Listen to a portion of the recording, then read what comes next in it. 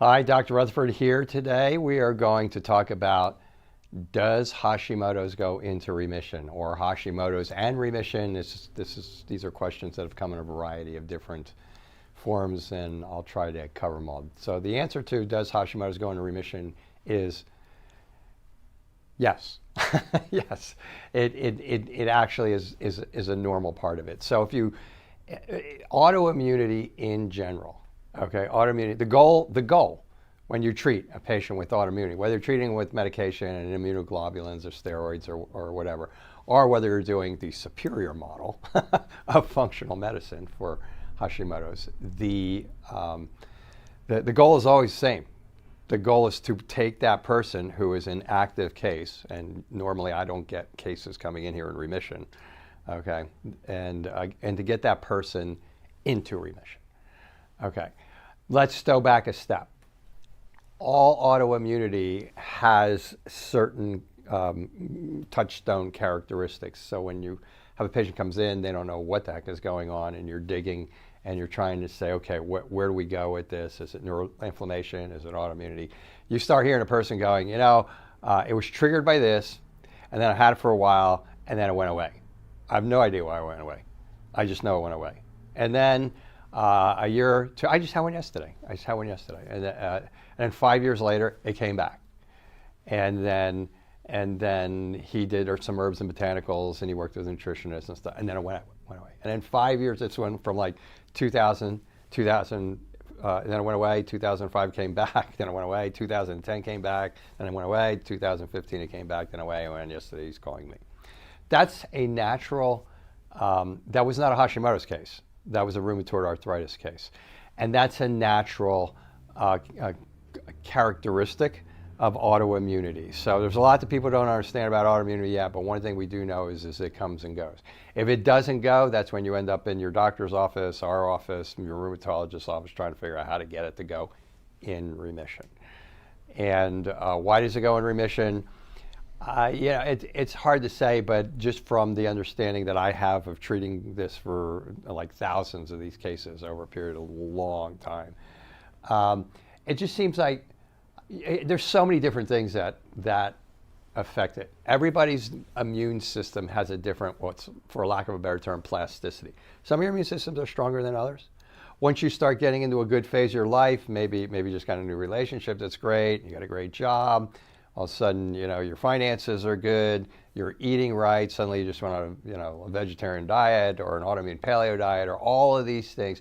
They can take the pressure off of the system and allow your immune system to start really doing its job. There is a part of your immune system called the Th2 system. And this Th2 system basically is also called the T regulatory system. This system is 24/7 trying to stop your immune system from attacking you. When you start taking all the pressure off of it by maybe living a better lifestyle, maybe getting rid of a bunch of toxins, maybe just doing a bunch of things, maybe having no stress, maybe being euphoric because you just met the love of your life, and you put all those together, now your Th2 system has a chance to really kick butt and do its job.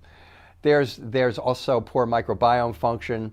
The microbiome is huge without getting into it in a great length. But I mean, microbiome is like, they did the microbiome project from 2005 to 2010.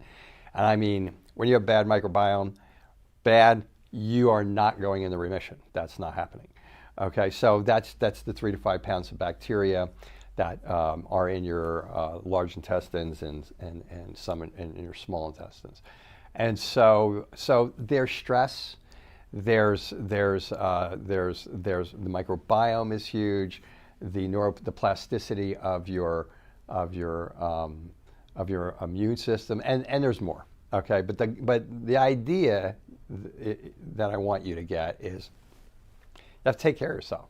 You have to be in a good spot. And then what will happen is maybe you're in a good spot, and you're in remission, and then something happens. And it could be, right now, it could be that you got COVID. You're hearing about all these long COVID patients. These people, I will guarantee you're going to find out most of these people either have developed autoimmunity because they had the genetics to do so, or they had autoimmunity, were in remission, and the virus kicked it out. And so there are 40-some triggers that can trigger you out of remission if you have Hashimoto's thyroid disease, okay? I think COVID's going to become another one, just my opinion, based on observations I'm seeing here in the office. But you can have a stress. So you can have overwhelming infection, you can have a viral infection like COVID, you can have pneumonia, something like that. You can have a stress, you can just have a big stress. I mean, you have a great marriage, everything's going, you've been married forever, and all of a sudden something happens to your spouse, and all of a sudden you're stressed out of your mind, or some big financial thing hits you. That'll trigger it. So it could be a surgery. A surgery will create massive amounts of cortisol going through your system, even though you're under anesthesia. That can trigger it. Any type of surgery can trigger. I had to have my teeth done, and that's surgery, and so it set me off for a little bit.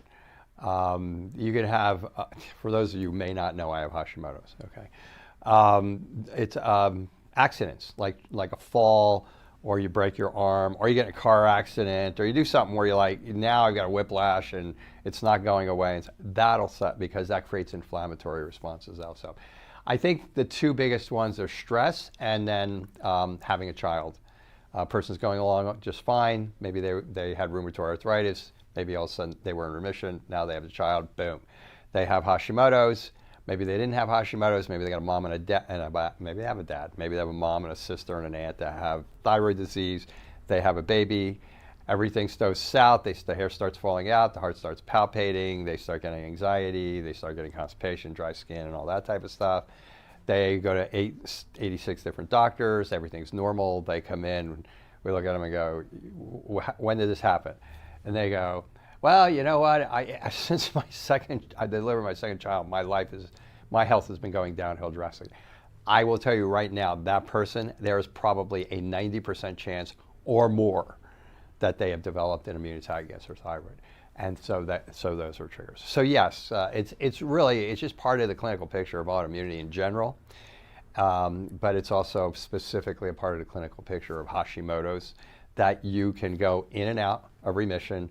Obviously, when the patient shows up here, they are now out of remission, and they're not figuring out how to get back. I'm sorry, and they're not figuring out how to get back in remission.